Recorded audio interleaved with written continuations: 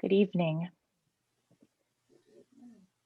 Each of us has felt a pull or a tug or a call at one time in our lives or another, a small nudge inside of us that makes us question or wonder, dare to dream, dare to hope.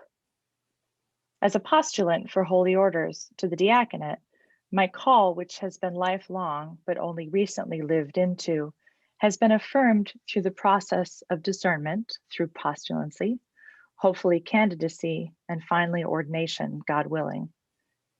But this process had to begin with a willingness to listen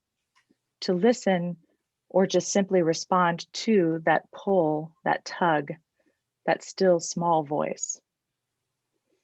Responding to a call isn't always convenient or easy. Opportunities to pivot or to change in our lives don't always present themselves like nicely packaged gifts to be opened by tugging on one end of a ribbon.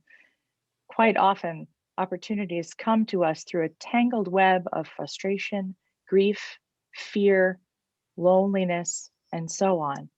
And sometimes it seems that our call can appear to be thwarted entirely.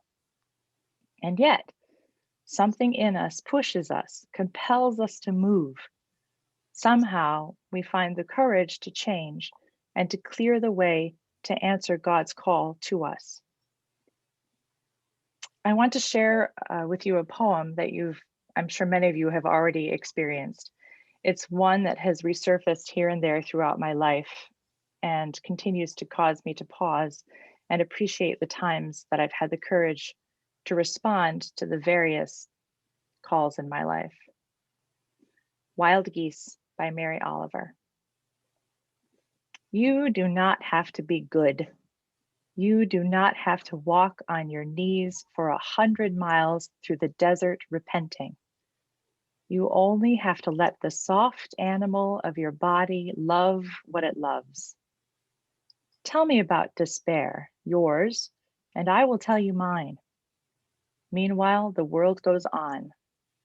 Meanwhile, the sun and the clear pebbles of the rain are moving across the landscapes, over the prairies and the deep trees, the mountains and the rivers. Meanwhile, the wild geese, high in the clean blue air, are heading home again.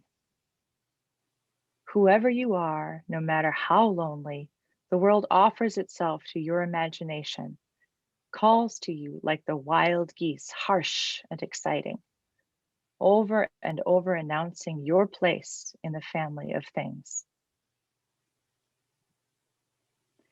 May each of us have the courage to listen for and respond to God's never-ending call to us in our lives. Amen.